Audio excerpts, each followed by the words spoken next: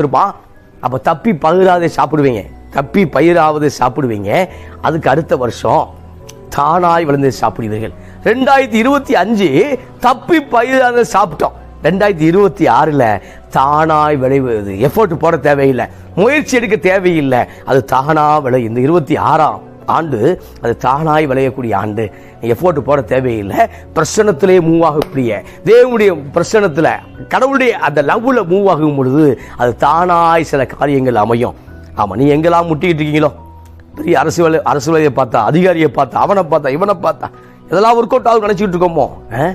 இந்த ஆண்டு தேவனை மாத்திரம் பார்த்தா, சாமியை மட்டும் பார்த்தா, தெய்வத்தை மட்டும் பார்த்தா, தெய்வத்துடைய வார்த்தையை மட்டும் நம்புனா இந்த இடத்துல தானாக இந்த ஆண்டு 2026ஆம் ஆண்டுல தானாக தேவன் வேலை செய்யக்கூடிய ஆண்டாக அமையும் என்று தேவன் சொல்லுகிறார். 2027 3ஆம் வருஷத்துல விதைத்து அறுத்து திராட்சை தோட்டங்களை நாட்டி அவன் கனிகளை புசிப்பீர்கள். 3ஆம் வருஷம் 2027. ஆமா, எவ்வளவு விதைக்கணும் என்கிறத நீதான் முடிவு பண்ணணும். எவ்வளவு ஏக்கர் விதைக்க வேண்டும் என்கிறத நீதான் முடிவு பண்ணணும். என்ன விதைக்கணுங்கிறத நீதான் முடிவு பண்ணணும். சூப்பர்ல. அப்ப நான் திராட்சையை விதைக்க போகிறேன் என்பதை நான் தான் முடிவு பண்ணணும். ஆமா, கோதுமையை விதைக்க போறேன் என்பதை நான் தான் முடிவு பண்ணணும். இல்லை நான் தேக்கு மரம், சந்தன மரங்கள், இப்படி பெரிய ஒரு ஐடியாக்கு போக போறேன் அப்படின்னா அதை நீங்க தான் முடிவு பண்ணணும். இப்ப